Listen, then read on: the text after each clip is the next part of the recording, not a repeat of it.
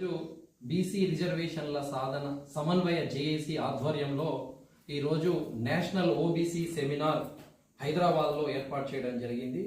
ఈ యొక్క సెమినార్కి వివిధ పార్టీ నాయకులు మరియు వివిధ రాష్ట్రాల నుంచి నాయకులు, మేధావులు, డాక్టర్సు, న్యాయవాదులు మరియు వివిధ పార్టీల అధ్యక్షులు కూడా ఈ యొక్క సెమినార్లో పాల్గొనడం జరిగింది.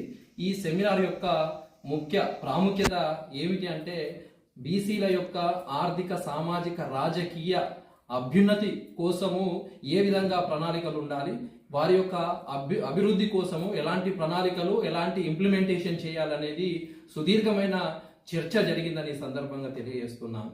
అయితే ముఖ్యంగా నేడు బీసీలు స్వాతంత్రం వచ్చి 76 సంవత్సరాలు దాటినప్పటికీ ఈరోజు ఆర్థికంగా, సామాజికంగా, రాజకీయంగా వెనుకబడడం చాలా బాధాకరమని తెలియజేస్తున్నాను.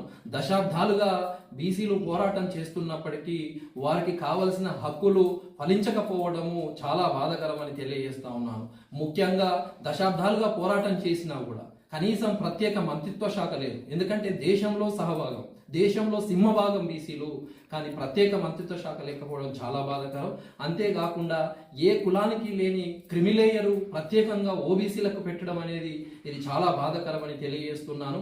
అంతేకాకుండా ఈరోజు రాష్ట్రంలో నుంచి పంపిన గవర్నర్ ద్వారా రాష్ట్రపతికి పంపించిన బిల్లులు కూడా పెండింగ్లోనే ఉండడం, అందుకే వెంటనే జనాభా దామాష ప్రకారం రిజర్వేషన్లు కల్పించినప్పుడు మాత్రమే బీసీలకు న్యాయం జరుగుతుందని, అంతేకాకుండా ఇప్పుడు వెంటనే ఈ పార్లమెంటులో బీసీ బిల్లు పెట్టాలి, అంతేకాకుండా దాని షెడ్యూల్ 9లో రక్షణ కల్పిస్తే మాత్రమే బీసీలకు శాశ్వత పరిష్కారం దొరుకుతుందని ఈ సందర్భంగా తెలియజేస్తున్నాను.